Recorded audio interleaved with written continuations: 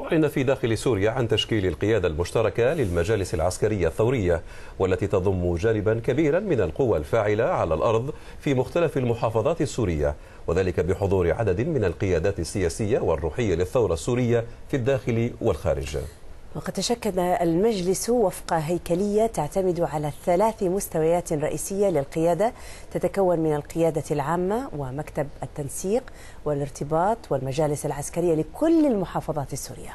هذا وقد دعت القيادة المشتركة في بيانها كافة القوى الثورية والعسكرية في سوريا للانضمام إليها والعمل يدا بيد لخدمة الثورة والشعب السوري ومن أجل إسقاط النظام كما جاء في البيان.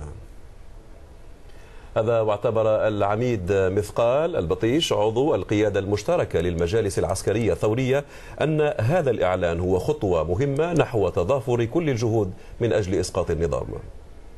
نشهد اليوم ولادة القيادة المشتركة للمجالس العسكرية الثورية على أرضنا الحبيبة، والذي من خلالها وإن شاء الله يتم توحيد كافة الجهود لمختلف أنواع القوى الثورية على الأرض.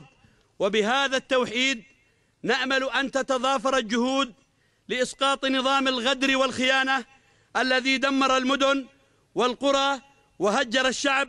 وباسمي وباسم القوى الثورية على الأرض نعاهد الله والوطن على أن نصون الأمانة المقدسة التي نحملها، وسنقدم كل ما في وسعنا للإسراع ما أمكن في إسقاط النظام. من جانبه قال ماهر النعيمي رئيس مكتب التنسيق والارتباط إن الهدف هو بناء عمل مؤسساتي متكامل يحتضن كافة أطياف الشعب السوري وصولا إلى دولة حرة مدنية. أنا رحمة الله عليكم، دماؤكم الطاهرة جمعتنا اليوم تحت راية واحدة لننظم جهودنا بعمل مؤسساتي متكامل يعمل لخدمة شعبنا، لبناء وطن يحتضن كافة أطياف شعبنا للوصول إلى سوريا المستقبل، دولة حرة مدنية مستقلة